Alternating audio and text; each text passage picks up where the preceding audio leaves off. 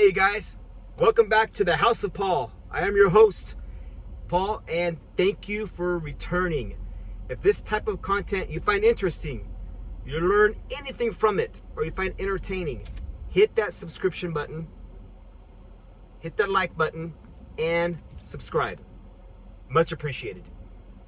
Okay, this is a topic called anatomy of a setup. That's something we learn as new correctional officers, what not to do. And it's something small that the inmates would build on you as time goes. Now, naturally, when you work with people, let's take your current job right now. You may not be friends with everybody, but in a few weeks, few months, few years, you start to get to know different people, different things about them. You become friends.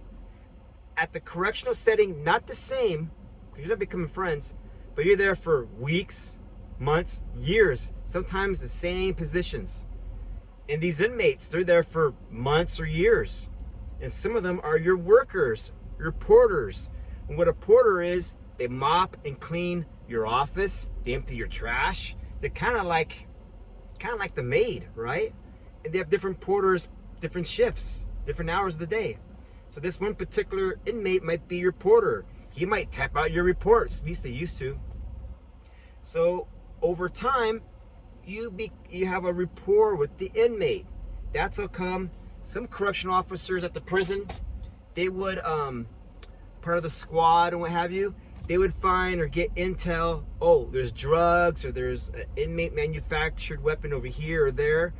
And these particular officers might come across of like super officers, right?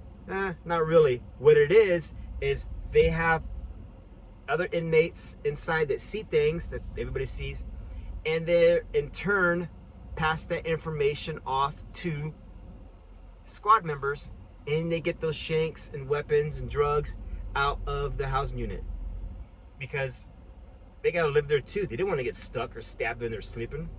So anyways, anatomy of a setup. Here's a quick scenario.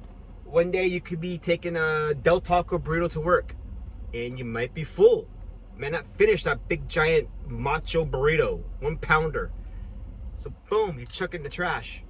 Your porter might say, hey, do you mind if I get that from the trash? You're like, I don't give a shit, go ahead. But that's day 1. Then day 2, day 3, week 2, week 3. And then the next month they might say, hey, CO, might call you by your last name, I could let you know where there's some shanks if you could bring a burrito. And you want to be that good officer catching these shanks, right? So you bring that burrito, and he tells you where the shank's at. Seems like a good logical exchange, right? Wrong, because now he has you. So hey, if you bring in burritos, hey, you know, CO, we're having a party it's my birthday, and I haven't been out for 10 years. Can you bring a little shot of tequila? Just a small one?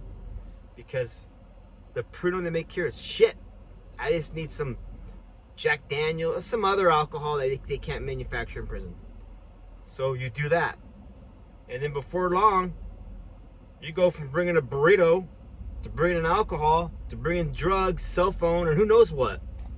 And God forbid if you're a female, you do that, and then you're giving up your body, because they're gonna turn around and flip it, say, hey, CO, you've been bringing this stuff the whole time, and they might have proof of it. And if you don't give me this, I'm gonna drop a note over here and get fired. I know you just got married, you just got a kid, got a house, because over here you guys talking. So anyways, anatomy of a setup. So if you're a new correctional officer, or actually even a new agent too, never, ever bring anything from your home outside those prison gates inside. If you do, you better eat it. And it's not for the inmates or your trustees or any of that, because once you do one thing, forever you're in their pocket. And I've never done it. I knew people who've done it. I've heard of stories, and they're not here. So anyways, that's anatomy of a setup. That's the quick version. That's the 5-minute version. Again, if this type of content you find interesting, entertaining, hit that little button, hit that bell.